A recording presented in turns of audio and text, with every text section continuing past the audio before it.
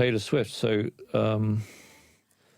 she was actually the first person I cast in Cats. I approached her in January of the year we started shooting. We had met on Les Mis, where she'd auditioned for Eponine and was brilliant in the audition, but possibly I felt it was not, for her to be overlooked by Maris didn't feel quite credible when Eponine's played by Taylor Swift. But I wanted to find something to do with her, and when I was putting Cats together, I approached her, and she said yes right away. She came in and met me, and I went through some of the amazing visuals that Eve Stewart had created for the film, and she's been incredibly supportive from the beginning.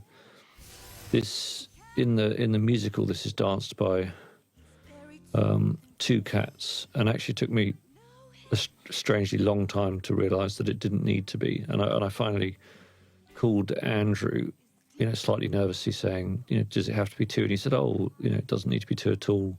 It's only two in the musical because we wanted to use more of the cast. So I think it works much better as a solo number, and I like the fact that we weave Mungo Jerry and Rumple Teaser back into it, who are linked to McCavity, so we sort of make that story link between them.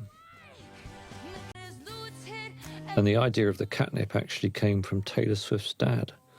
I went to see Taylor in Nashville just before prep started, just to show her the proposed design for her cat, and her dad sort of said, have you seen these videos of cats on catnip, and showed me some videos, and he was like, maybe you should use that in the film. And so thanks to Taylor Swift's dad, I had this idea of catnip being sprinkled on the cats to sort of put the cats under Bombalurina's control and McCavity's control, and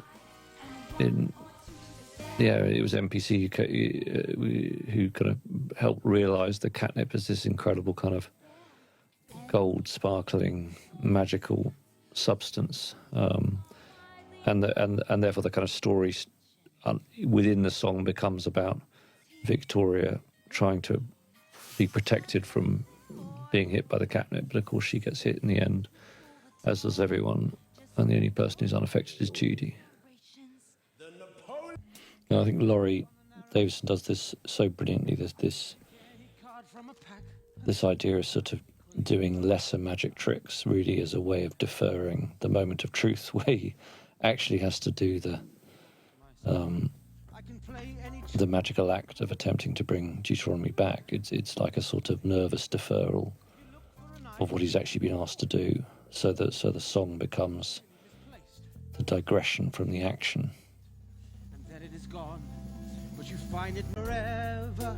A cat so clever. And I love little touches that Laurie was very conscientious about ideas, and like the idea that the wand is a pencil, an oversized pencil, was one of Laurie's ideas. He was very good at bringing stuff to the character. Even just a shot like that of the way Frankie moves as a cat. I think everyone on set, all the actors joked that, and the dancers joked that Frankie had the best cat, but it's just the incredible way she uses her body to define it. I like this idea that perhaps the magic is more likely to be successful if he sort of uses Judy's cat basket to help the magic.